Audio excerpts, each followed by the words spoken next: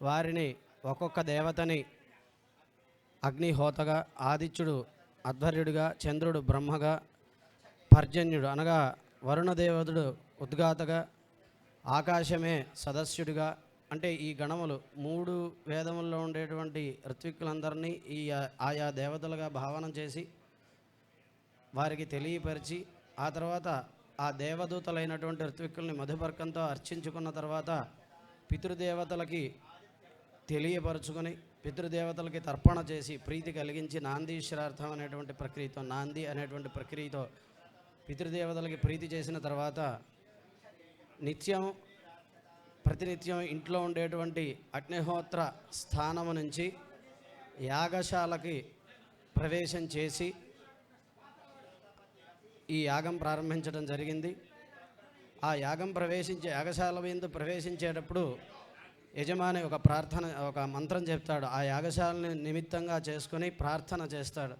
ఏదమగన్మదేవయజనం పృథివ్యా విశ్వే దేవా యదజుషంత పూర్వరక్సామాభ్యాం యజుషా సంతరంతో రాయస్పోషేణ సమిషామదేమా అని చెప్పి దేవయజనాన్ని చూసి నమస్కారం. దేవయజనము అంటే యాగము జరిగే చోటు అని.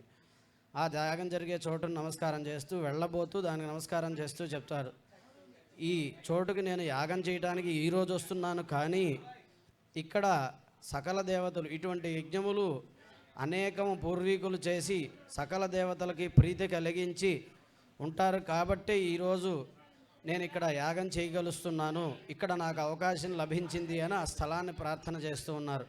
అంటే ఇక్కడ మనం భౌతికంగా గ్రహించాలని విషయం ఏమిటి అంటే భారతదేశం మొత్తం కూడా కర్మభూమి అని అంటాం. అంటే మనకి తెలియకైనా సరే ప్రతి అణువులోనూ కూడా ఇటువంటి మహత్కార్యములు జరిగినటువంటి గొప్పదైనటువంటి భూమి మనది. ఆ రకంగా అందుకనే కర్మభూమి అంటాం దీన్ని. కర్మకి అనుకూలమైనటువంటి, కర్మకు యోగ్యమైనటువంటి భూమి, అలాగే అణువున కూడా సత్కర్మ జరిగినటువంటి భూమి, పుణ్యమైన భూమి కాబట్టే భారతదేశాన్ని కర్మభూమి అని అంటాం. అట్లా ఆ భూమిని ప్రార్థన చేసి ఈ స్థలాన్ని ఇక్కడ అనేక మంది పెద్దలు సకల దేవతల్ని అంటే అనేక యజ్ఞముల ద్వారా, అనేక యాగముల ద్వారా దేవతా ప్రీతికరమైనటువంటి సకల దేవతల్ని ప్రీతి చేసి ఉన్నారు. అటువంటి పవిత్రమైన స్థలంని మళ్ళీ నేను యాగం గురించి వస్తున్నాను అని చెప్పి ప్రార్థన చేసి యాగస్థలానికి వచ్చి ఇక్కడ యాగస్థల శుద్ధి చేసుకుని ఆ తెచ్చుకున్నటువంటి అగ్నిని యాగ వేదికలో ఉంచుకొని సంభార యజస్సులు, దానికన్నా ముందుగా యజమాని ఒక ఆదేశం అనొచ్చు, ఒక సూచన చేస్తాడనమాట.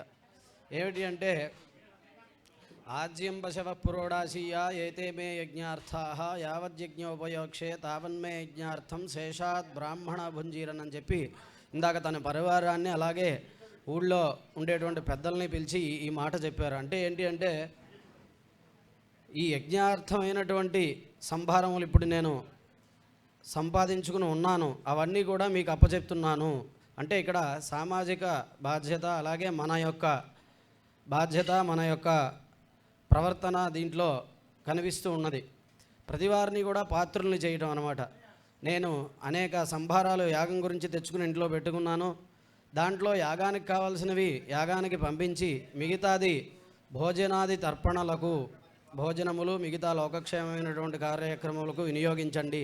నేను ఇక్కడి నుంచి ఇంకా యాగశాల దాటి రాను 5 రోజుల పాటు కూడా, కాబట్టి ఆ బాధ్యత మీరు తీసుకోండి అని చెప్పి మంత్రపూర్వకంగా వారికి నిర్దేశం చేశారు. దాన్నే ద్రవ్య నిర్దేశం అంటారు.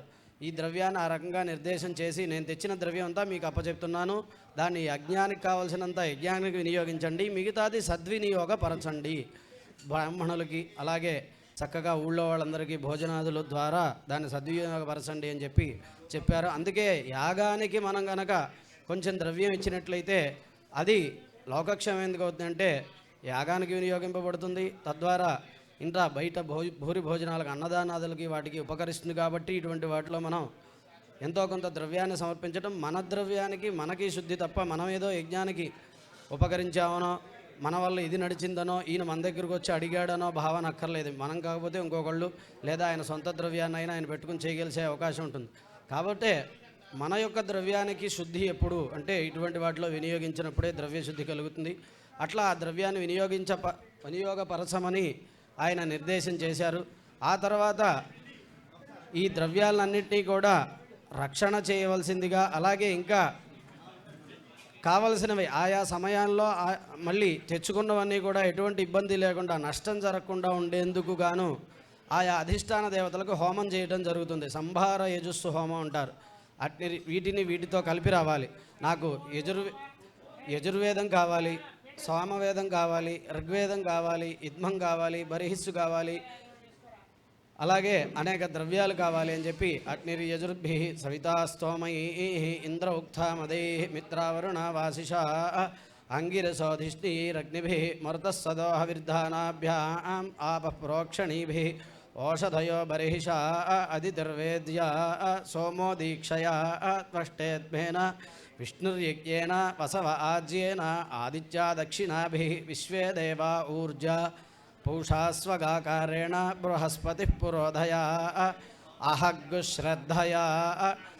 యాగంలో కావలసినటువంటి చివరికి శాలల దగ్గర నుంచి, యాగ మంటపాల దగ్గర నుంచి ఒక్కొక్క అధిష్టాన దేవత అధిష్ఠించి ఉంటుంది. ఆ అధిష్టాన దేవతలందరూ కూడా ఆయా సమయంలో ఆయా వస్తువును నాకు అందించవలసిందిగా ప్రార్థన చేస్తూ, నాకు శ్రద్ధని కలిగించవలసిందిగా ప్రార్థన చేసి సంభారయజుస్సు హోమం చేసుకుని, ఆ తర్వాత ప్రతి యజ్ఞానికి కూడా మూలభూతమైనటువంటి మంత్రములు దశహోతృ మంత్రములు అంటారు. దాంట్లో సప్తహోతృ మంత్రములు సౌమ్యోధ్వర సప్తహోతు అని, అంటే ఈ సప్తహోతృ మంత్రము చేత, ఆ బలము చేత యజ్ఞం అనేటువంటిది పుట్టిందనమాట. ఆ సారం మొత్తం యజ్ఞంలో ఉంటుంది, ఆ సప్తహోతృ మంత్రంలో ఉంటుంది. కాబట్టి ఆ సప్తహోతృ మంత్రమును హోమం చేసుకుని, ఆ తర్వాత కూష్మాండ హోమములు ప్రత్యేకంగా చేస్తారు. కూష్మాండ హోమములు ఎందుకు చేస్తారంటే, ఇప్పటి వరకు అనేక రకములైనటువంటి తెలిసి తెలియని కొన్ని అపచారములు, దుష్కృత్యములు చేయకూడనివి చేసి ఉండొచ్చు. అవి మానసికంగా అయినా సరే, రాకూడని ఆలోచన వచ్చినా, చేయకూడని పని చేసినా, మాట్లాడకూడని మాట మాట్లాడినా, ఇవన్నీ కూడా దోషాన్ని కలిగిస్తాయి, యజ్ఞ అర్హత్వం కల్పించవు, చేసే పనిలో సత్ఫలితాన్ని ఇవ్వవు. కాబట్టి ఆ దోష పరిహారం కోసం కూష్మాండ హోమాలని కూడా చేసుకుని అంతఃశుద్ధిని పొందిన తర్వాత ప్రధానమైనటువంటి ఇవాళ మొదలుపెట్టి యజ్ఞం 5 రోజులు నడుస్తుంది.